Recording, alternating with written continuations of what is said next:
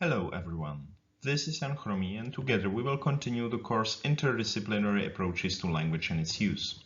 In this presentation, we will discuss language attrition, which is a process of a gradual decline in the native proficiency due to a lack of use of this language. It is typical for immigrants who have only a limited contact to the speakers of their native language. There are numerous cases of people whose native language partially eroded during their adult life. While speaking in their native language, these speakers may sound foreign-like. They may have problems in lexical retrieval and may form odd grammatical structures. Language attrition may happen on various linguistic levels. But there are also people who lived in a foreign country for a long time, and you cannot tell they did from their speech. The question therefore is, which factors actually influence the process of language attrition? In the literature, there are at least 4 factors which influence language attrition. The most important seems to be the age when the speaker lost its contact with the native language. Some researchers claim that there is an important difference between the prepubescent and postpubescent groups. Speakers who lost contact with their native language before the end of their puberty seem to be more prone to language attrition.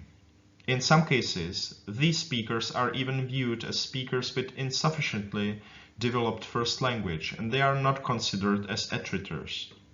Another factor is the length of language immersion. The longer a speaker lives in the non-native environment, the more his or her first language is eroding. A factor which can effectively block language attrition is contact with the first language.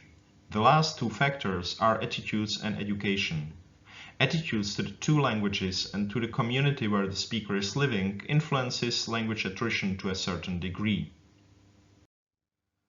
An interesting study on language attrition in the late Turkish-Dutch bilinguals was published by Gils and YILMAZ and Monika Schmidt. Their sample consisted of 52 native Turkish speakers with Dutch as their second language and 52 monolingual speakers of Turkish. They employed 3 tasks. The first was picture naming of 156 pictures which depicted objects with varying familiarity ratings. Their response times and response correctness were measured. The second task was a free speech task, which was basically a conversation around topics of daily life, trips to home country and experiences as immigrants. And the third task was a sociolinguistic background questionnaire. Importantly, YILMAZ and Schmidt found that the bilinguals and monolinguals did not anyhow differ in the picture naming task, but they differed significantly in the free speech task. The bilingual speakers were significantly more disfluent than the monolinguals, and they also used less diverse vocabulary, especially in low-frequent words. In this table, the number of hesitation phenomena in 1000 words is shown. Overall, bilinguals were outperformed by the monolinguals in spontaneous language production, but not on a controlled task. The authors interpret this finding as a sign of a decrease of automaticity in the access to linguistic knowledge, which impedes the rapid integration of information from all linguistic levels.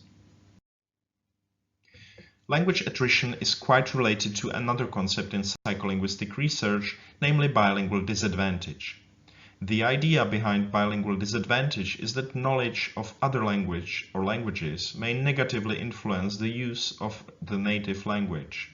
Language attrition is a phenomenon which is studied typically in non-native contexts, but bilingual disadvantage is often examined in situations when the speakers are in a frequent contact with their native language. A well-known study on bilingual disadvantage is a paper by Iva Ivanova and Albert Costa.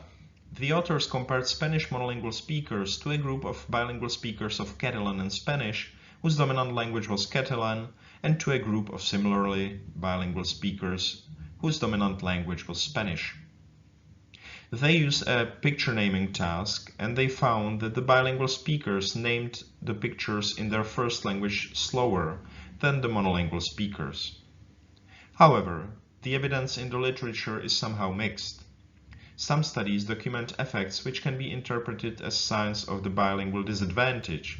Other studies fail to get such effects. This inconsistency points out to the methodological problems of bilingualism research, which we mentioned in the first presentation. Bilingual speakers differ in so many important aspects that it is hard to make meaningful generalizations. Before we will conclude this presentation, I have one reading tip for you. If you are interested in the language attrition, you should read a recent book, The Oxford Handbook of Language Attrition by Monika SCHMID and Barbara Köpke. If you enjoyed the presentations, we would be glad if you would like them on YouTube. That is all from me now. See you next time.